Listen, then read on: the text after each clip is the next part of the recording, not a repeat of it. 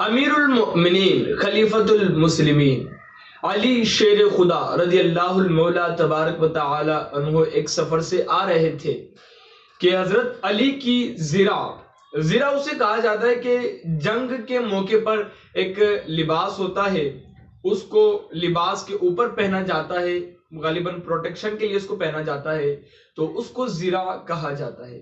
امیر المؤمنین کی پسندیدہ زرہ گر گئی، گم ہو گئی، اور پھر وہی زرہ امیر المؤمنین نے ایک ذمی، اب ذمی اسے کہا جاتا ہے جو اسلامی سلطنت میں رہ رہا ہو، جو مشرک ہو یا پھر اہل کتاب ہو، وہ اسلامی سلطنت میں رہ رہا ہو، اسے ذمی کہا جاتا ہے، اور پھر اس سے کچھ لیا جاتا ہے، اس کے بدلے میں شرائطیں جو تو پہلے ہو جاتی ہے، اور پھر اس کے بعد وہ رہتا ہے اس جگہ پر، اسے ذمی کہا جاتا ہے۔ تو علی مرتضیٰ نے ایک ذمی کو بازار میں دیکھا کہ وہی حضرت علی کی زرہ وہ بیچ رہا ہے۔ حضرت علی اس کے پاس گئے اور اسے کہنے لگی یہ زرہ میری ہے اور مجھ سے گم ہو گئی تھی اور یہ میری ہے، تو اس نے کہا کہ نہیں یہ میری ہے۔ ذمی نے کہا میری ہے اس لیے کہ ابھی یہ میرے پاس ہے۔ حضرت علی مرتضیٰ نے کہا کہ میں نے نہ ایک زرہ کسی کو بیچا تھا اور نہ کسی کو تحفے میں دیا تھا کہ کوئی اس پر اپنی ملکیت جتائے، یہ زرہ میری ہے۔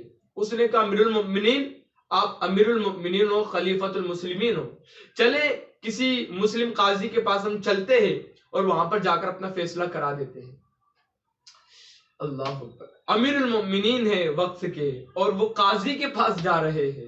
ایسا بھی کئی انصاف ہوتا ہے یار، ایسا انصاف بھی کئی ہوتا ہے کہ وقت کا خلیفہ، وقت کا بادشاہ جا رہا ہے قاضی کے پاس آئے ہیں فیصلہ کروانے کے لیے۔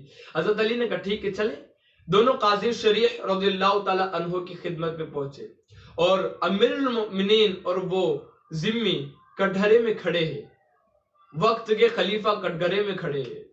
قاضی شریح نے پوچھا یا امیر المؤمنین بتائے کیا بات ہے؟ حضرت علی نے کہا کہ یہ زرہ میری ہے، مجھ سے گم ہو گئی تھی اور اب یہ اس کے پاس ہے، اس نے اس پر ناجائز حق، ناجائز قبضہ جمع کر کے یہ اس کو بیچ رہا تھا۔ تو امیر المؤمنین نے جب یہ بات کہہ دی تو قاضی شرح کا کام تھا فیصلہ سنا دے، اس لیے کہ علی مرتضیٰ ہے اور وقت کے خلیفہ ہے۔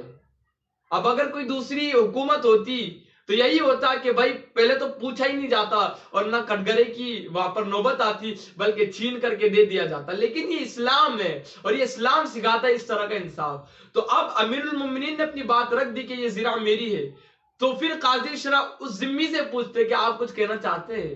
آئے ہے تو ذمی نے کہا کہ یہ زرہ میری ہے اس لیے کہ ابھی یہ میرے قبضے میں ہے اور میں امیر المؤمنین پر کوئی تہمت لگانا نہیں چاہتا۔ اتنی بات ہوئی تو امیر المؤمنین نے کہا کہ یہ زرہ میری ہے، مجھ سے گر گئی تھی۔ قاضی شرح نے پوچھا کہ حضور آپ سچے ہیں، میں جانتا ہوں، اور یہ زرہ بھی آپ کی ہے بے شک، لیکن چونکہ ہم ابھی عدالت میں ہیں تو عدالت کا اصول ہے کہ کوئی گواہ پیش کیا جائے۔ امیر المؤمنین سے کہا جا رہا ہے گواہ پیش کیا جائے۔ اللہ اکبر۔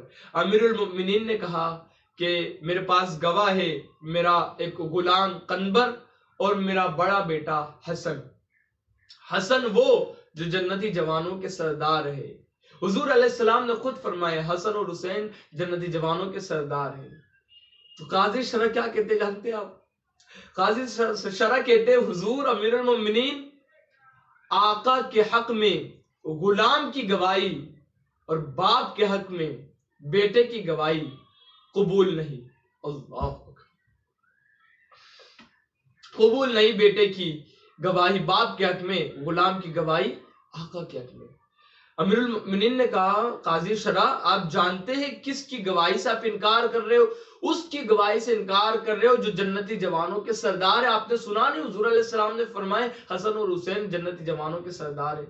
کہا حضور بے شک ہے، لیکن باپ کے حق میں بیٹے کی گواہی، غلام کی گواہی آقا کے حق میں اس کو جائز نہیں سمجھتا۔